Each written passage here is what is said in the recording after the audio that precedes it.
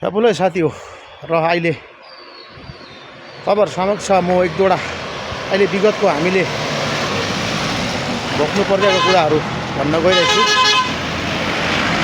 र हामी साह्रो डिपेन्डेन्ट पनि हुनु हुँदैन एकदमै ज्यादा हामी एउटै चिजमा पनि डिपेन्डेन्ट हुनु हुँदैन त्यो चाहिँ के हो भन्दाखेरि तपाईँहरूलाई अब म देखाउँदैछु हामीले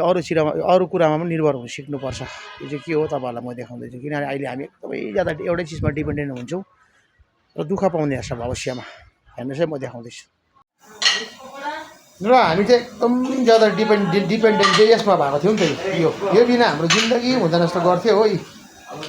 यही हो हाम्रो डिपेन्डेन्ट चाहिँ यो त यसको भर मात्रै बस्नु हुँदैन हेर्नुहोस् यसको अल्टरनेटिभ यो पनि छ नि त हामी उहिले त यसमै हो पकाएर खाने चुल्हा हेर्नुहोस् हामी यसको पनि भर गर्नुपर्छ हामी साह्रै एउटा चिजमा डिपेन्डेन्ट हुनु हुँदैन यसको पनि हामी यस्तो पनि जोगाड गरेर गर्नुपर्छ भइगयो त यसो गऱ्यो भने कति बन्नुहुन्ला 2 महिना बन्नुहुन्ला ग्यास 3 महिना बन्नुहुन्ला त्यहाँदेखि त पाउँला नि त यसको मात्रै भर नगर्नु है साथी।